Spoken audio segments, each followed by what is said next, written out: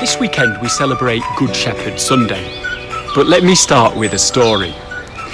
When I was a kid, I remember being taken to somewhere called Bempton Cliffs near Bridlington.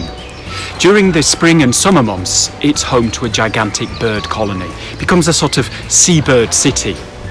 Anyway, I remember watching in amazement as thousands of birds swooped in from the sea carrying mouthfuls of fish. Incredibly, each bird knew exactly where to go in the cliff to find their offspring.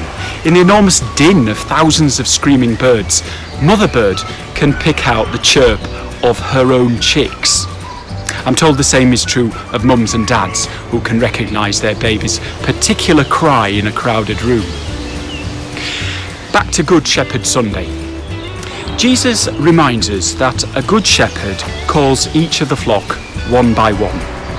The sheep know his voice and the shepherd knows theirs. A good shepherd knows each animal's physical features as well as their character, their likes and dislikes. The same is true of God's understanding of us. The Lord is my shepherd.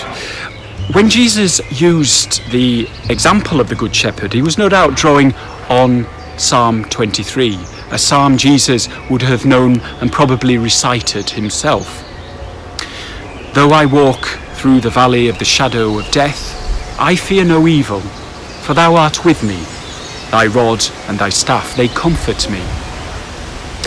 When we feel we're in a tight spot, a place we want to get out of, the image of God as our Good Shepherd is a consoling one. You see, the Good Shepherd devotes his whole life to the care of his flock. He shares the same shelter. He even sleeps at the entrance to the sheepfold at night to protect the flock.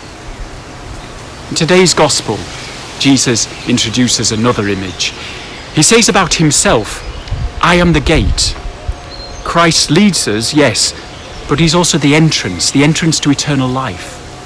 Now, during our lifetimes, we're going to find ourselves on green pastures, but we're also going to find ourselves stuck in a dark valley, and of course everywhere in between. Remember this, Jesus calls us personally. He knows our individual voices. He's our Good Shepherd, and when we trust in him to lead us to safety, we are a step closer to reaching eternal life.